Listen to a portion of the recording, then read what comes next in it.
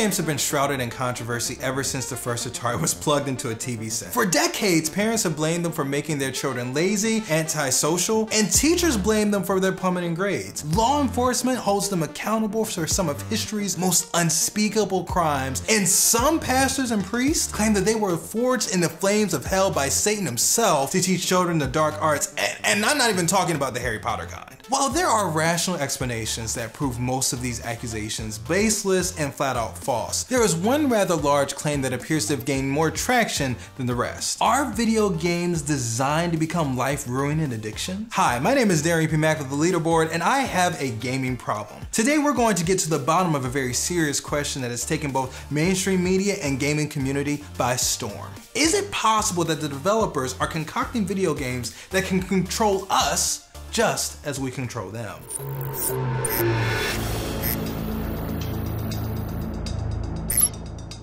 Before we find out if video game addiction is real, we need to answer another question. What is addiction? While many people mistake addiction for a lack of willpower or moral values, it's got nothing to do with either of those things. Addiction is directly connected to the wiring of our brain and an abuse of our natural instinct.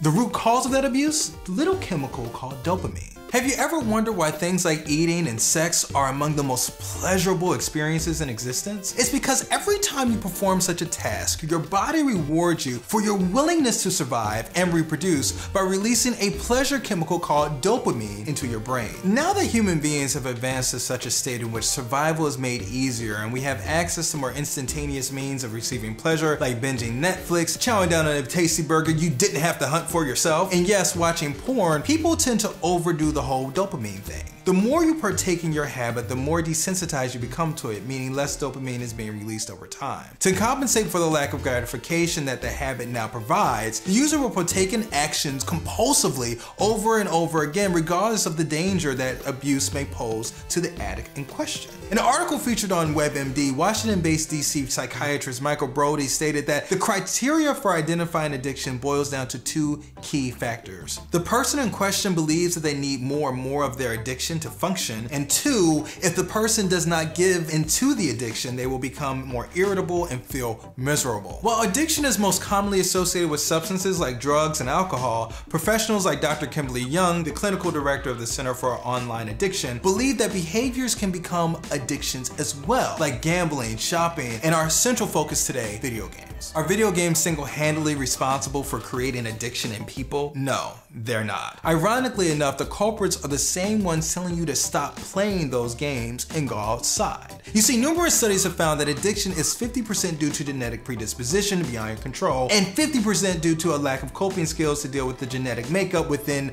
your beautiful brain. In fact, if you were to cut open two different brains, one belonging to an addict, another belonging to a non-addict, you would be able to see that they are physically different in their architecture. It's said that somewhere between 10 to 15% of the population have an addictive personality. Put simply, having an addictive personality is as much a part of you as your hair or eye color. If you can get addicted to things like alcohol, gambling, smoking, or even eating, then you can pretty much become addicted to anything, including video games. An addictive personality cannot be easily fixed or cured. It's something that requires a lot of attention, patience, and coping skills to eventually overcome or at least subside. It's no secret that several industries have taken advantage of our addictive tendencies for the sake of profit. Have you ever wondered where the Coke in Coca-Cola comes from? When it was first introduced to the world in 1886, the legendary destroyer of teeth was given a secret ingredient that ensured consumer loyalty: cocaine. That's right, kids. At one point in history, Santa Claus endorsed one of the most controversial drugs in existence. But go easy on him, because the public didn't really know much about it at the time. Throughout the 19th century, cocaine was mostly used for medical purposes until scientific research conducted in the early 1900s revealed the substance's more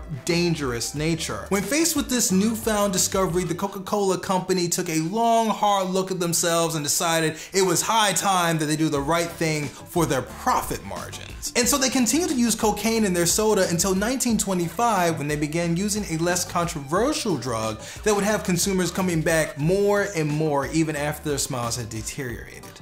And that drug was caffeine. But Coca-Cola is not Donkey Kong. Surely the gaming industry doesn't need to rely on manipulating our psychology to guarantee that we'll keep playing, right? Game developers have always made a conscious effort to keep players hooked. I mean, just take a look at any arcade cabinet. Each and every one of those requires actual currency to play in the form of coins. How do you get players to put as much of their hard-earned cash into the machines as possible? Well, for one, you make the games hard, like seemingly unbeatable, banking on a player's willingness to want to finish what they started. But what about the elite players? They can beat your experience forged in hell with their eyes closed. You create a high score screen for all players to see, giving these exceptionally skilled players an excuse to pour their entire piggy bank into the machine until they are granted the privilege that all arcade masters strive for, to make the word ASS appear at the top of the board. Though games eventually shifted away from the local arcade and more towards the family den, this didn't stop developers from lacing your game with a hint of addictive spice. Everything from quests, unlockable characters, completion percentages, Xbox Live achievements, and Call of Duty prestiges, they know how to keep your hands super glued to the controller. These elements and more gave rise to the popular belief that video games were a gateway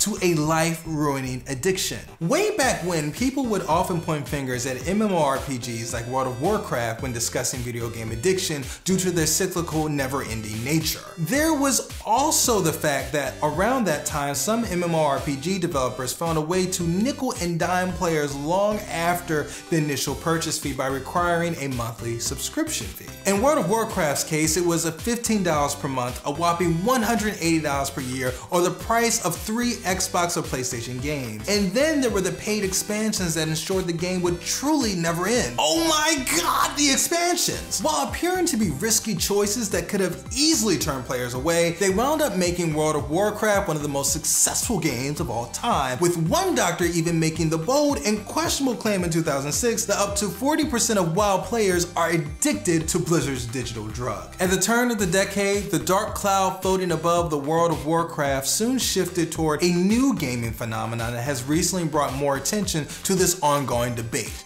mobile gaming. People previously had to make a real effort to play games, whether it was going out to the arcade, saving up for the latest console, or building a gaming PC, whereas now the gateway into mobile gaming is located within a device everybody has in 2017 society, and that's smartphones. Every smartphone, whether it's iOS or Android, contains a digital marketplace pre-installed on the phone with access to apps of all kinds, from video players to health monitors to dating platforms and to stock market viewers. Out of all of these types of apps, which do you think are the most profitable? If you guess stock market apps, I suggest you keep your money away from Wall Street at all costs. If you guessed video games, you know, the industry that frequently outperforms Hollywood, well then, duh. Games make up over 20% of Apple's App Store and rake in 33% of all downloads. While these numbers may seem small, they're actually higher than the number of any other app category on the platform. On Google Play, 48% of the available apps are games, yet they're still responsible for generating 92% of the platform's income. How is this even possible, you ask? The mobile platform gave significant rise to a genre of games that are produced for a minuscule budget, yet see huge returns comparable to the grosses of AAA titles like The Legend of Zelda, Uncharted, or Halo. These are freemium games, a genre that has been compared time and time again to gambling, both in how they function and the effects that they have on people. Even if you've never heard of the term before, literally everybody and their mama has played or at least knows of one freemium game, like Clash of Clans, The Simpsons Tapped Out, or Kim Kardashian Hollywood. Yes, that last one was real and strangely very successful. The free and freemium comes from the fact that these games are free to download and access. But this is merely a phrase and a long controversial tactic concocted by developers to ensure that you'll never put the game down. To get a better idea of how exactly freemium games assert their grip on unsuspecting players, let's take a look at the most famous freemium title of them all, the Candy Crush saga. First off, let's take a look at the game's visuals. They are bright, colorful, and welcoming, much like a Venus flytrap. The game has also chosen candy as its central focus and theme, something that is relatable to everybody from young college students to that of your aunt who won't stop asking you for more lives on Facebook. Meaning it has the capacity to reach a much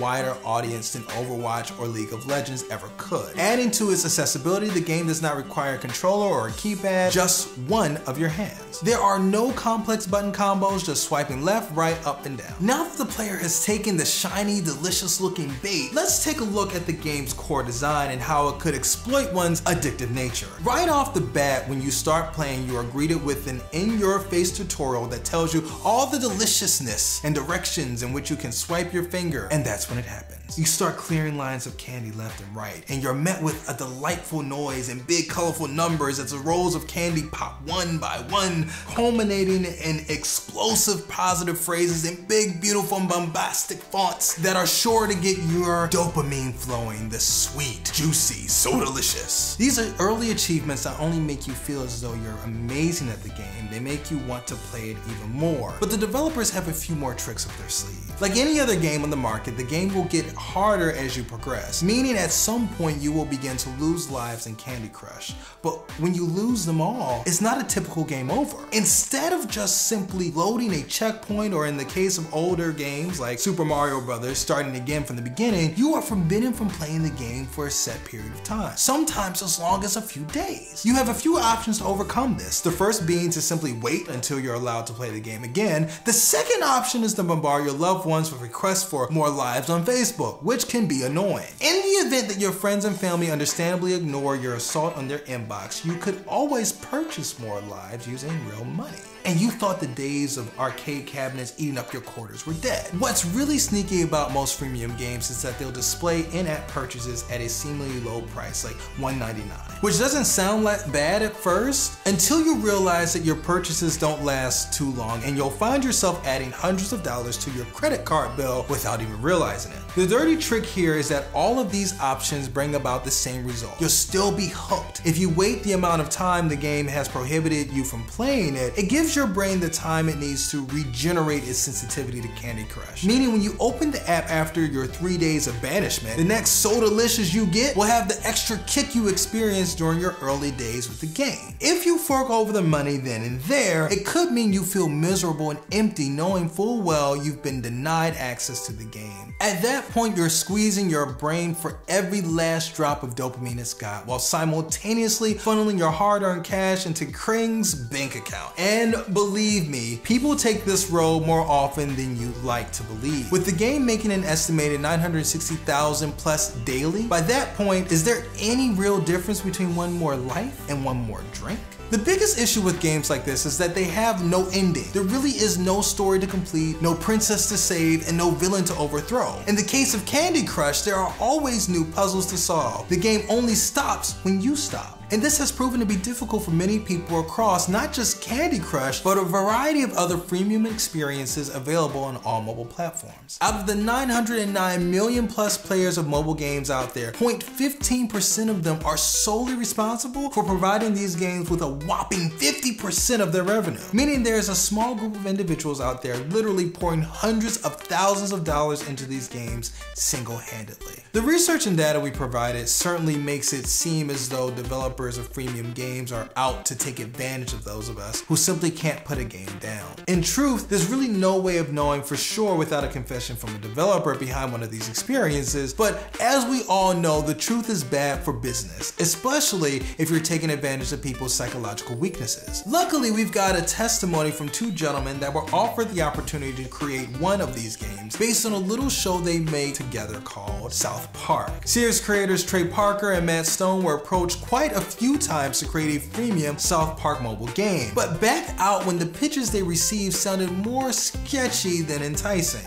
In Parker's own words, there's this whole crop of them where they don't even try to make a good game. They're trying to make basically a slot machine with certain kinds of frustrations that try to play on our psychological weaknesses. When talking about the pitches from the developers themselves, Matt Stone stated, the people pitching this stuff really don't see anything wrong with it. There was this thing that really caught on to us. They're like, oh, don't worry, only 2% of the people that play the freemium game pay for more. But you make so much money off those 2%, and that's worth it. He went on to add, we always said first, well, what's the game? Is the game good? And you realize that with some of these companies, they're like, well, why does that even matter? We'll figure it out later. Much like they did with Scientology, South Park blew open the lid on these freemium developers' dirty secrets with a release of season 18 episode Freemium Isn't Free. Obviously, these are only a handful of developers out of the countless that frequent the App Store, with some freemium games being closer to an actual game than others. Regardless of the tactics the freemium genre may try to pull, it's up to all of us to limit our gaming habits to healthy levels. But if ever you feel like you've gone overboard and need help with your addictive habits, asking for help is always a great option, whether it be a family member or a friend. Also, take into account that there are several groups of programs, both online and offline, that are dedicated to helping out with these sorts of issues. So if you feel the need, just reach out. Once again, I'm Darrian P. Mack, and thanks for watching this video about video game addiction. Do you believe that video games can single-handedly control your life? Or is it just an old mom's tale? Let us know in the comments below. We have new videos dropping every week, so let us know what game you want us to cover next. Don't forget to click the bell icon to become part of the notification squad. And if you like getting more out of your game, subscribe to the Leaderboard, where we help you